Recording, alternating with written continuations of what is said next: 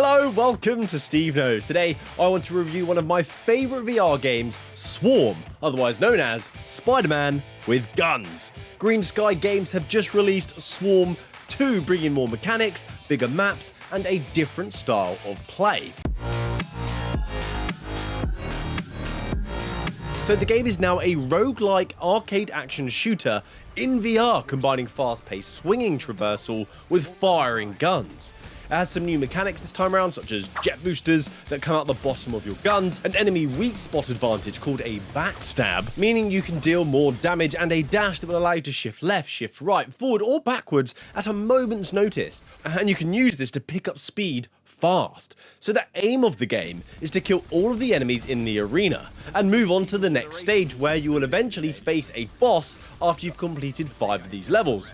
After each boss, the theme of the maps changes from city to a desert to space, with 45 different maps available in this game. That is a lot. Because this is a roguelike, if you die, you do have to start from the beginning, but the maps will be randomized on your next run, and the levels have procedural generation, so enemies, spawns, weapons will be different every time you play. So you'll also unlock more perks, levels, weapons after every run, if you do well enough, of course, which will allow you to change your style of play the next time you go through. You also earn shards as you play, which in turn can be used to buy upgrades, boost your stats, and even buy more mechanics, which is absolutely crucial because you can buy traversal mechanics such as the jet boosters and slow motion, which kind of got me the first time I played this. As a Swarm 1, an avid Swarm 1 player, I wanted to use slow-mo as soon as I dived in, and I couldn't. I was like, have they taken it away? Am I being stupid? Often the answer to that question is yes, but this time it wasn't. But adding this gave you a sense of progression, something the game needed. It added replayability.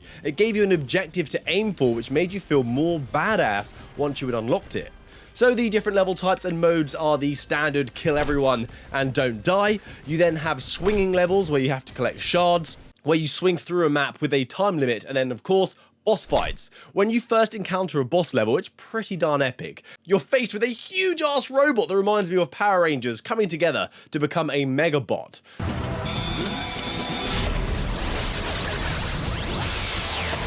I thought this was so dang cool, but then the second boss comes and it's pretty much the same, which is the one thing about this game which just didn't hit as hard. So you kill the second boss the same way you do the first one, except they've got a different weapon. But the final boss is just insanity. It is so hard, so good luck with that. There's also a free roam mode where you can just explore a city, and an arcade mode where you can pick a map to try and survive as long as you can and gain a high score.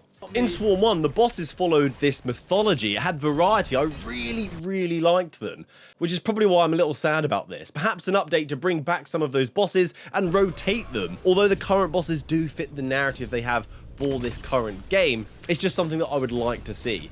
But although the fun for me of this game comes from the swinging, the skilling up, and having fun trying to fit through small gaps to get a kill, being chased by a ton of missiles and escaping them, it wasn't really the boss fights where the enjoyment came from. The swinging mechanic in this game works by grappling something, even an enemy if you want. You can then pull on it to create tension. This creates force, which allows you to swing. You can now also use the dash mechanic to pick up acceleration quickly. That way you can keep the pace going at all times, which before you couldn't actually do, so now you have to be even more vigilant, and it creates that flow state much more. But it did take some practice to get really skilled at the swinging. It's kind of easy to learn, but hard to master, which most games that have that sort of theming are really addictive. In the first game, I also craved levels that would allow me just to swing through a city instead of round in an arena, because the swinging mechanic in this game is so good. So there are now levels of which the idea is you just travel through and swing around. It's not about the combat, so you can actually feel like Spider-Man instead of a bullet hell carnage fever dream. It's all about momentum and speed in these levels. Something they didn't have, which I hope they do implement, is the ability to drop quickly.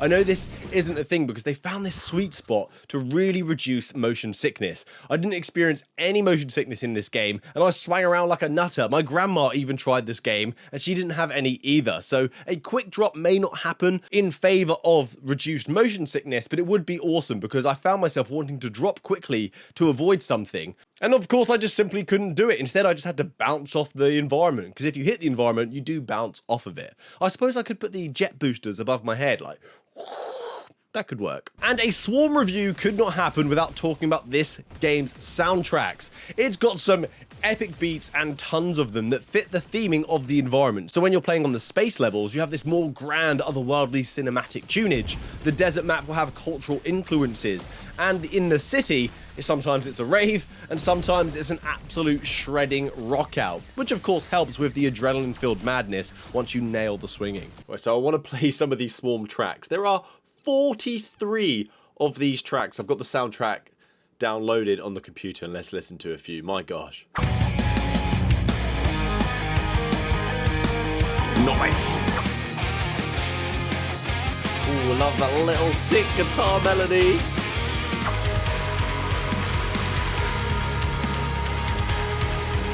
There's a bit of me. These are the city tracks.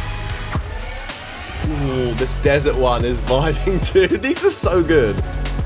If you're picking up this game, maybe I'll see you on the leaderboard, because something that they've implemented now is if you beat somebody's score or you're approaching someone else's, it will prompt you to be a rival with that person and compete against them. So once you beat their score, they will be notified, hey, this person beat you. Do you want to try and beat them? And you can have this kind of friendly, sporting, swinging match. Actually, can you imagine this game swinging but with a disc, turning it into a sport?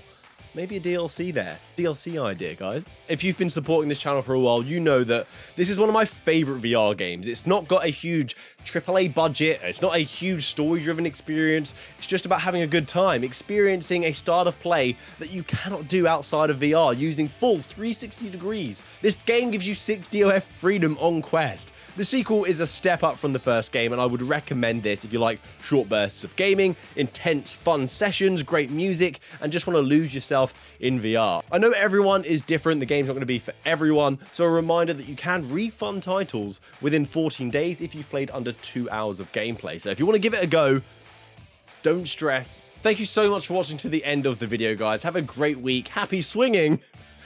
Have a great week. Good day.